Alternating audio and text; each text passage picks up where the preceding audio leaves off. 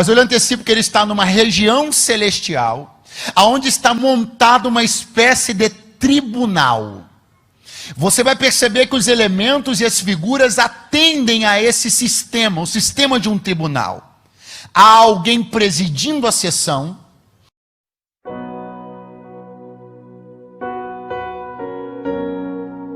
Dá até um frio na barriga. Eu falei, Senhor, eu estou tão sumido assim da igreja.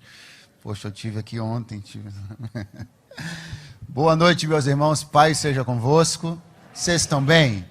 O que não está vai ficar até o final do culto. Vai dar tudo certo. Amém?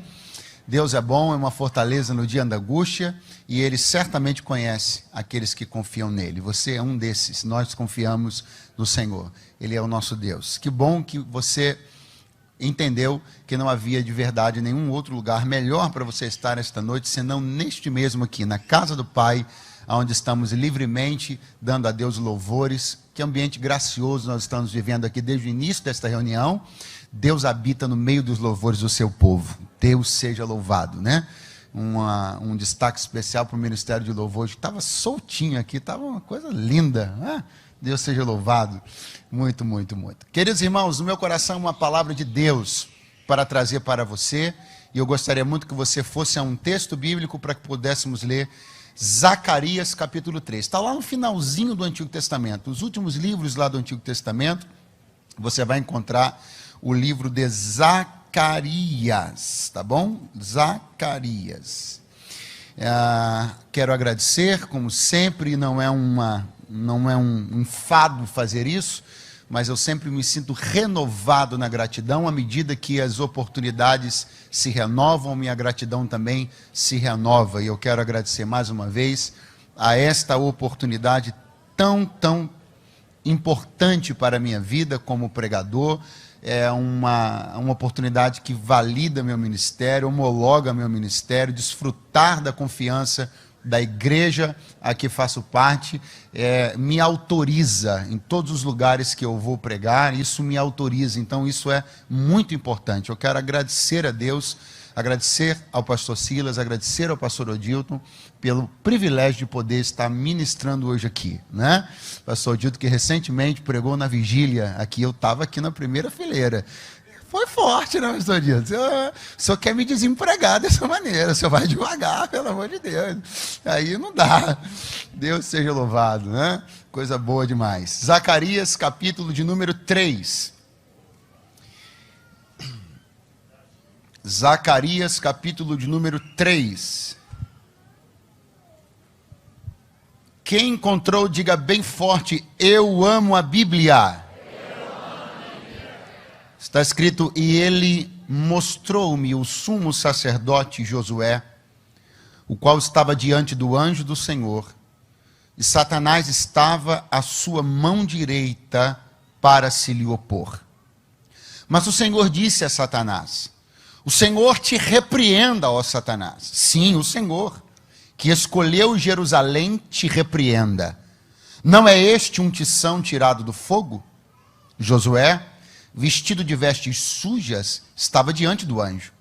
Então respondeu ao que estava diante dele, dizendo, tirai-lhe estas vestes sujas. E a Josué disse, eis que tenho feito com que passe de ti a tua iniquidade, e te vestirei de vestes finas. E disse eu, ponham-lhe uma mitra limpa sobre a sua cabeça. E puseram-lhe uma mitra limpa sobre a sua cabeça, e vestiram-no das roupas, e o anjo do Senhor estava em pé. E o anjo do Senhor protestou a Josué, dizendo, assim diz o Senhor dos exércitos, se andares os meus caminhos e se obedeceres a minha ordenança, também tu julgarás a minha casa, e também guardarás os meus átrios, e te darei livre acesso entre os que estão aqui. Quantos podem dizer amém? Eu tenho uma palavra de restauração para trazer ao seu coração esta noite. Esta que é uma das obras mais inerentes ao Evangelho. Esta que é uma das obras mais poderosas. Uma das obras que mais faz a gente ver que o poder de Deus é realidade. Que a palavra de Deus é realidade. Restauração. esta capacidade que o Evangelho tem, esta capacidade que Deus tem de trazer de volta. Mesmo quando na nossa observação, na nossa análise, nas nossas sentenças, muitas vezes precipitadas, preconceituosas, a gente pode dizer, seja de nós mesmos, seja de outros, não tem mais jeito. Do jeito que está, onde está, o tanto que desceu, no que se envolveu, a forma como as coisas estão, não tem jeito.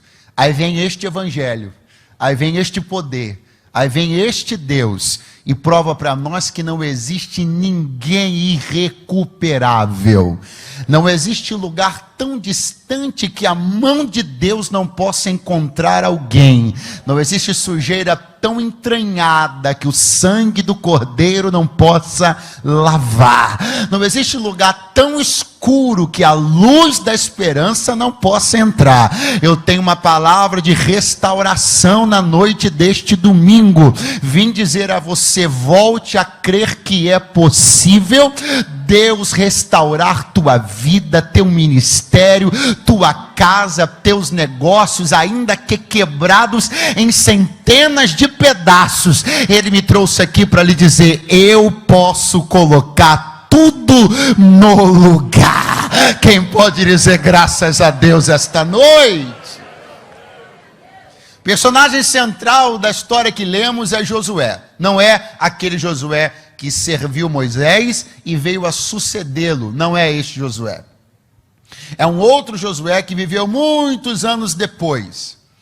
Não foi um líder como Josué que sucedeu Moisés foi, mas exerceu um tipo diferente de liderança, uma liderança sacerdotal.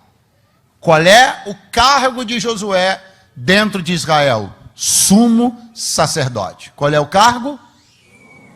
Existe na hierarquia ministerial bíblica um cargo mais alto do que esse, sim ou não? Não. Josué ocupava o cargo ministerial na hierarquia do Antigo Testamento mais elevada. Ele era um sumo sacerdote. Agora você precisa entender que esse texto que lemos, que é uma visão contada por nós, registrada por nós no livro do profeta Isaías, que, diga-se de passagem, é preenchido por muitas visões. E uma delas é esta do capítulo 3. É a quarta das visões de Zacarias, a visão do sumo sacerdote Josué sendo acusado. A coisa ela é tão importante, ela é tão tremenda, a visão é tão significativa, que Deus fez questão de criar, de entregar a Zacarias uma visão muito elaborada. Você vai perceber que Zacarias não está num lugar qualquer. Ele está numa região celestial, e não vai ficar difícil você entender isso já já, mas eu lhe antecipo que ele está numa região celestial, onde está montada uma espécie de tribunal. Você vai perceber que os elementos e as figuras atendem a esse sistema, o sistema de um tribunal. Há alguém presidindo a sessão, há a figura do anjo, há a figura do acusador como uma espécie de promotor, e há ali a pessoa que está no banco dos réus, Josué. Agora, pastor, por que uma pessoa como Josué, um sumo sacerdote, estava numa situação tão embaraçosa como essa? E mais, porque Deus empreende esse nível de esforço, porque Deus dá uma visão a um profeta, porque Deus cria tudo isso.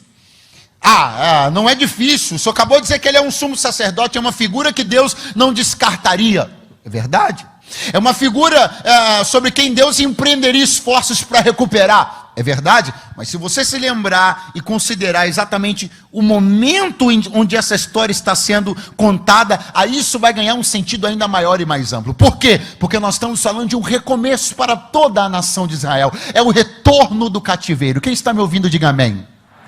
É o retorno do cativeiro. Eles voltaram para Jerusalém. Você vai ler na Bíblia que três principais caravanas, lideradas por 3 grandes homens de Deus, voltaram do exílio para Jerusalém com 3 missões distintas. A caravana de Zorobabel tinha a missão de edificar o templo. A caravana de Esdras, liderada por Esdras, tinha o serviço de reorganizar a liturgia, trazer de volta as pessoas, até mesmo a leitura da palavra, até mesmo o idioma que já estava sofrendo alterações e se perdendo na boca de alguns. Caravana de Esdras. A caravana de Neemias, a reedificação dos muros, a organização política. Essas 3 caravanas obedecem a uma grande reestruturação que Deus está provocando, em cumprimento à sua própria palavra, porque ele disse: eu faço a ferida, mas eu vou ligar, eu vou cuidar, para que o povo que eu permiti entrar no cativeiro, eu mesmo os reintroduzo em Jerusalém, e vou cuidar para que fique tudo bem no final, vou cuidar de tudo. E dentro deste processo, onde Deus está cuidando de tudo, tem uma coisa que precisa funcionar. E para esta coisa funcionar, existe um homem que é uma peça-chave para que ela funcione. Quem é? Josué. Porque ele é o homem que no momento do retorno do cativeiro, ele é o sumo sacerdote.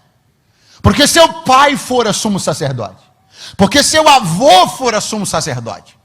Seu pai que fora um sumo sacerdote, que não chegou a ter o privilégio de voltar para Jerusalém. Seu pai que morreu durante o exílio da Babilônia. Uma história que só não é mais triste talvez do que a história do seu avô. Porque o seu avô, Seraías, foi morto quando os babilônios entram em Jerusalém, atropelam e matam o sumo sacerdote da época, que era o avô de Josué. Então agora ele tem um pai que morreu frustrado no cativeiro sem ter a experiência do retorno. Ele tem um avô que morre dentro de Jerusalém quando da invasão da Babilônia. E agora quem é que está voltando como sumo sacerdote? Ele. Só que ele está voltando quebrado. Está voltando com a sua mitra suja. Está voltando com comprometimentos. Está voltando com embaraços. Só que Deus não quer apenas que o muro se erga, Neemias. Deus não quer apenas que o templo se levante, Zorobabel. Deus não quer apenas que a liturgia se restaure, Esdras. Deus quer que o fogo arda no altar. Deus quer que os sacrifícios voltem. Deus quer que o povo tenha comunhão com Ele. Deus quer que as celebrações aconteçam. Deus quer que as turmas sacerdotais se restabeleçam. Deus quer que o incenso seja queimado no incensário. Deus quer que as ofertas sejam entregues no altar. E para que estas coisas aconteçam, Josué precisa estar de pé, precisa estar restaurado. Eu preciso que você entenda que é apequenar demais as coisas, você pensar que tudo isso é sobre você. Você é uma pessoa importante? Sim. Você é alvo da restauração de Deus? Sim. Se fosse só por você, valeria a pena Deus fazer tudo que vai fazer? Sim. Mas é bom você considerar que não é só por você, não. É pelas tantas pessoas que estão olhando para você, Josué. Porque quando você se levantar, mais gente vai se levantar. Porque quando você tomar o incensário outra vez, mais gente vai voltar a crer no poder da oferta e da adoração. Alguém entrou aqui esta noite pensando que é só sobre você, mas eu vim lhe dizer, não é só sobre você não. Tem uma fila invisível atrás, e quando Deus tocar em você, Deus vai tocar em mais alguém. Quando Deus levantar você, Deus vai levantar mais alguém.